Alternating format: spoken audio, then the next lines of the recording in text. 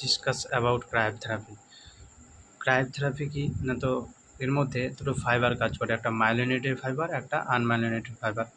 Myelinated ফাইবারের মধ্যে কী হয়, যে স্টিমুলেশন, কন্ডাকশন স্টিমুলেশন সেটা দ্রুত যায়, আর আনমাইলিনেটেড ফাইবারের ক্ষেত্রে স্টিমুলেশনটা কী হয়, স্লো হয়। যে myelinated fibre helps in conduction of stimulation across nerve cell, so conduction rapid, যেটা বললাম। And but not myelinated process, non myelinated process কী হয়, স্লো কন্ডাকশন, এটা আমি বললাম। নন মাইলিনেটেড প্রসেসের ক্ষেত্রে স্লো কন্ডাকশন হয়।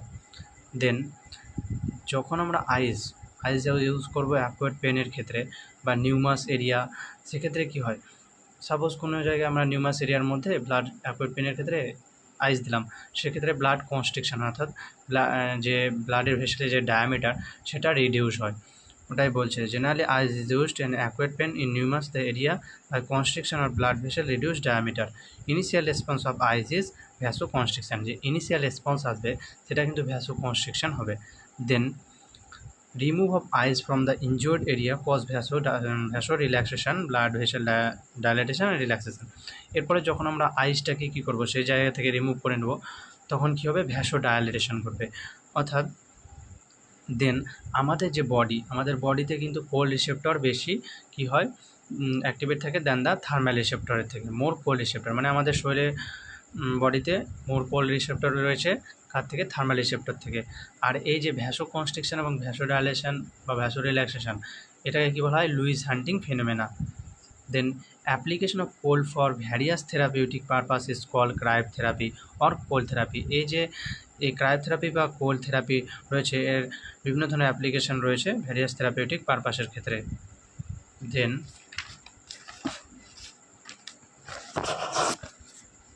বেসিক প্রিন্সিপাল কি না, তো এটা কিভাবে কাজ করছে, যখন আমরা এই কোল্ডটা অ্যাপ্লাই করছি কোথায়, স্কিনের মধ্যে, সেক্ষেত্রে কী করছে, সেই কোল্ড কী করছে, মানে আইস কী করছে, সেই হিটটাকে অ্যাবজর্ব করে নিচ্ছে স্কিন থেকে through the ice, and ice changes is state from solid to liquid. এবং সে আইস কী করছে, তার যে স্টেটটা, অর্থাৎ সলিড থেকে লিকুইডে চেঞ্জ করছে বাই দ্য অ্যাবজর্বিং হিট।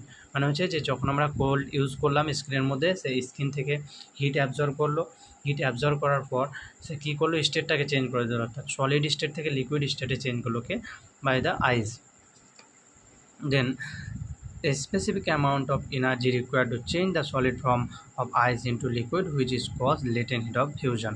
আচ্ছা, মানে এখানে বলছে যে এই যে এই যে ফেজটা বা স্টেটটাকে চেঞ্জ করতে, অর্থাৎ সলিড থেকে লিকুইডে চেঞ্জ করতে কিছুটা এনার্জি বা অ্যামাউন্ট প্রয়োজন হয়, এটাকে বলছে লেটেন্ট হিট অফ ফিউশন, যেটা কিউ ইজিক্যাল টু এমএল হিসাবে ডোনেট করা হয়। দেন একটা হচ্ছে ভ্যাসো ডায়ালেটেশন ঘটে আর ভ্যাসো কনস্ট্রিকশন টাইমের রেসপেক্টে। এবার ভ্যাসো কনস্ট্রিকশন আর ভ্যাসো ডায়ালেটেশন যেটা হচ্ছে, সেটাকে বলা হয় লুইস হান্টিং ফিনোমেনা। একবার ভ্যাসো কনস্ট্রিকশন এবং ভ্যাসো ডায়ালেটেশনের সময় গ্রাফ নিচে আসবে, দেন উপরে যাবে, আবার নিচে, আবার উপরে, এভাবে গ্রাফ ভ্যাসো ডায়ালেটেশন ঘটে। এবার ভ্যাসো ডায়ালেশন আর vasoconstriction, this is phenomena is Lewis hunting phenomena. Then physiological effect. এবার ফিজিওলজিক্যাল ইফেক্টটি একটা সার্কুলেটরি ইফেক্ট দেখা দেয়। প্রথমত initial response of the skin is cooling. প্রথমে যখন আমরা এই আইসটা ইউজ করব, সেক্ষেত্রে কুলিং রেসপন্স আসবে, যেটা হিট প্রিজার্ভ করে রাখে। আর this accompanied by the initial vasoconstriction, এর কারণে কী হয়, ভ্যাসো কনস্ট্রিকশন ঘটে। Then after short period follows a vasodilatation and alternate period of vasoconstriction. কিছুক্ষণ পর আবার দেখা যায় ভ্যাসো ডায়ালেটেশন হয়েছে, then alternate vasoconstriction and vasodilation, এইভাবে চলতে থাকে। এইভাবে যে vasoconstriction, then vasodilation, then vasoconstriction, এভাবে এই যে অ্যাপারেন্ট হান্টিং, এইটাকে কী বলছে, এই যে সার্কুলেটিং, এটাকে বলছে Lewis hunting phenomena. Then physiotherapeutic uses of circulatory response. কী বলেছে, যে initial vasoconstriction is often use to limit extravasation of blood into tissue injury. অর্থাৎ ইঞ্জুরির সময় কোনো এক্সট্রা ভ্যাসেশন অফ ব্লাড যখন বেরিয়ে যায়, সেক্ষেত্রে ভ্যাসোকনস্ট্রিকশন এটা ইউজ করা হয়, ভ্যাসোকনস্ট্রিকশন ইউজ হয়। এক্সাম্পল স্পোর্টস ইঞ্জুরির ক্ষেত্রে ice therapy is often follow by the compression bandage. Then তারপর আরেকটা কী হয়, আরেকটা হচ্ছে যে alternate vasoconstriction and vasodilatation. মানে কি, ভ্যাসোডাইলেশন আর ভ্যাসোকনস্ট্রিকশন তো বললাম, তার কারণে কী হয়, ইনক্রিজ ব্লাড সাপ্লাই, অর্থাৎ ব্লাড সার্কুলেশন বাড়লে তার মধ্যে অক্সিজেন সাপ্লাই, নিউট্রিশন সাপ্লাই বাড়বে এবং ড্যামেজ এরিয়া হিল হবে। তাহলে কি বলেছে, alternate vasoconstriction and vasodilation lead to increase blood circulation and hence allow more nutrition and repair substance into damage area. যেটা বললাম এখানে লেখা আছে, thus help in reducing swelling and healing repair, অর্থাৎ হিলিং রিপেয়ারের ক্ষেত্রে ভূমিকা পালন করে। দেন এবার যখন সার্কুলেশন ইনক্রিজ হবে সেক্ষেত্রে কী হয়, যে কেমিক্যাল সাবস্টেন্স কী হয়, সে জায়গা থেকে রিমুভ হয়ে যায়, যেটা নোসিসেপটিভকে স্টিমুলেশন করছিল পেনের জন্য, যার কারণে পেন হচ্ছিল। দেন নিউরাল রেসপন্সে কী বলছে, যে স্কিনের মধ্যে মূলত স্কিনের মধ্যে থার্মাল রিসেপ্টর রয়েছে, বাট যে কোল্ড রিসেপ্টর রয়েছে সেগুলো several times more than the warm রিসেপ্টরের ক্ষেত্রে, সেক্ষেত্রে রেসপন্স হয় কুলিং রিসেপ্টরের ক্ষেত্রে। তারা কী করে, তারা সাস্টেন ডিসচার্জ করে ইম্পালস, তার কারণে কী বলছে, ফার্দার কুলিং সৃষ্টি হয়। আর it has shown that the rate of conduction of nerve is a mixed, peripheral nerve is reduce, অর্থাৎ নার্ভের যে রেট অফ কন্ডাকশন নার্ভ ফাইবারের, অর্থাৎ মিক্সড পেরিফেরালের ক্ষেত্রে রিডিউস হয়ে যায় বাই দ্য কুলিংয়ের ক্ষেত্রে। আর ফার্স্ট ফাইবার যেটা অ্যাফেক্টেড হয় গ্র্যাজুয়াল কুলিং, অর্থাৎ গ্র্যাজুয়াল কুলিং বা কম কুলিংয়ের কারণে যেটাকে বলা হয় ডেল্টা ফাইবার, সেটা অ্যাফেক্টেড হবে, যেটা myelinated fibre. Are very low temperature, মানে অল্প টেম্পারেচার ক্ষেত্রে এবি বা সি ফাইবার, সেগুলো অ্যাফেক্টেড হয়, যেটা হচ্ছে নন মাইলিনেটেড ফাইবার। দেন রিডাকশন পেন, মানে পেনটা কীভাবে রিডিউস হচ্ছে, এটা হচ্ছে সবথেকে গুরুত্বপূর্ণ আইজের ইফেক্ট। মূলত এটা এক ধরনের মেকানিজম। আইস যখন দেওয়া হয় তারপরে স্টিমুলেশন হয় নোসিসেপটিভ স্টিমুলেশন হয়, সেখান থেকে ইম্পালস কোথায় যায় না, তো ইম্পালস যায় স্পাইনাল কর্ডের পশ্চার রুটে।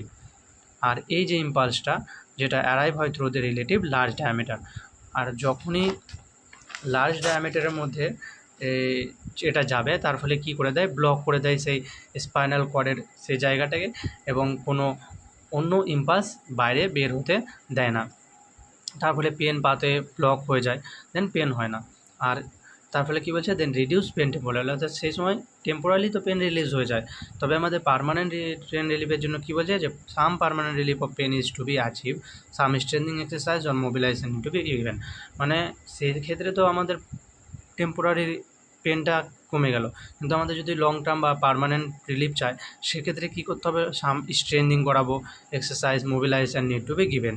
দেন রিডাকশান অফ স্প্যাস্টিসিটিটা কি, এটা মূলত আপার নিউরন ড্যামেজের ক্ষেত্রে হয়। এক্ষেত্রে প্যাথোলজিক্যাল কী হয়, ইনক্রিজ মাসেলের টোন বেড়ে যায়। আর অ্যান্টেরো হর্ন সেল যেটা রয়েছে সেটা কোথা থেকে রিলিজ হয়, মূলত রিলিজ হয় হচ্ছে higher control of the extrapyramidal system and fire spontaneously and increase rate, মানে বলছে যে অ্যান্টেরো হর্ন সেল যেটা রয়েছে সেটা রিলিজ হয় higher control of the extrapyramidal system এবং fibre of spontaneously at an increase rate. আর spasm বলছে যে নর্মাল রেসপন্স কখন দেখায়, যখন ইনজুরি হলো কিংবা কোনো পেন হচ্ছে সেক্ষেত্রে, এর ফলে কী হয়, মাসেলের টোন এর ক্ষেত্রেও ইনক্রিজ হয়, কিন্তু এটা হচ্ছে পার্টিকুলার এরিয়ায় বা স্পেসিফিক এরিয়ায় with apparent aim to limiting movement, যার ফলে কী হয়, মুভমেন্ট লিমিটিং হয়ে যায়, ফার্দার ড্যামেজ হয়। And the mechanism by which cold reduce spasticity and spasm are probably same. Actually এই যে মেকানিজমের মাধ্যমে কোল্ডের মাধ্যমে কী করা হয়, স্প্যাস্টিসিটি এবং স্প্যাজমকে রিডিউস করা হয়। তবে অনেকগুলো থিওরি সাজেস্টের মাধ্যমে দেখা গেছে যে নার্ভের যে ভেলোসিটি সেটা রিডাকশান হয়ে যায় বা ডিপ্রেস হয়ে যায় or sensitivity of receptor such as muscle spindle. Then excitatory cold কী বলছে, যখন কোল্ড আমরা অ্যাপ্লাই করি, মানে ক্রায়োথেরাপি ইউজ করা হয় ইন অ্যান অ্যাপ্রোপ্রিয়েট আইওটি স্ক্রিনের মধ্যে স্টিমুলেশন অফ আইসের যে স্টিমুলেশন দিয়ে can be use to increase excitatory bias, তার ফলে কী হয়, ইনক্রিজ হয় excitatory bias around the anterior horn সেলের মধ্যে, তার কারণে কী হয়, প্রডিউস হয় contraction in and inhibit muscle, অর্থাৎ ইনহিবিট যে মাসেল রয়েছে তার মধ্যে কন্ট্রাকশান সৃষ্টি হয়। দেন কোথায় আমরা এই ক্রায়োথেরাপি দিতে পারবো, একটা হচ্ছে স্ট্রেন, কোনো জায়গায় স্ট্রেন হলো বা স্প্রেন হলো, এছাড়া কনটিউশন বা হেমাটোমা, তারপরে হচ্ছে মাসকুলোস্কেলেটাল মাসেল বা মাসেল এবং স্কেলেটালের মধ্যে যে পেন হয়, মাসকুলোস্কেলেটাল পেন, তারপরে রিডাকশন অফ এডিমাতেও মানে ফ্লুইড জমে থাকে বা ফ্লুইড অ্যাকুমুলেশন হয়ে থাকে সেক্ষেত্রে ব্যবহার করতে পারবো। মাসেল স্প্যাজম হয়ে আছে সেক্ষেত্রে, স্প্যাস্টিসিটি, অ্যাকুয়েট ট্রমা, কোনো ট্রমা হয়েছে সেক্ষেত্রে। এবার এসছে মোস্ট ভাইটাল, যেটা হচ্ছে এটা মনে রাখতে হবে যে কোন কোন জায়গায় আমরা ইউজ করতে পারবো না। কন্ট্রা ইন্ডিকেশন, একটা হচ্ছে সাইকোলজিক্যাল পেশেন্টের ক্ষেত্রে দিতে পারবো না, কার্ডিয়াক কন্ডিশন, কোনো হার্টের ডিজিজ রয়েছে সেক্ষেত্রে দিতে পারবো না, পেরিফেরাল নার্ভ ইঞ্জুরি, কোনো পেরিফেরাল নার্ভ ইঞ্জুরির ক্ষেত্রে দিতে পারবো না, ভ্যাসোস্প্যাস্টিক ডিজিজ, তারপরে হচ্ছে কোল্ড সেন্সিটিভিটি, অর্থাৎ অলরেডি আমরা কোল্ড দিচ্ছি, যদি ওর অলরেডি কোল্ড সেন্সিটিভিটি পেশেন্টের রয়েছে সেক্ষেত্রেও তো দেওয়া যাবে না। দেন পেরিফেরাল ভাস্কুলার ডিজিজ বা পিভিডির ক্ষেত্রে দেওয়া যাবে না। ধন্যবাদ।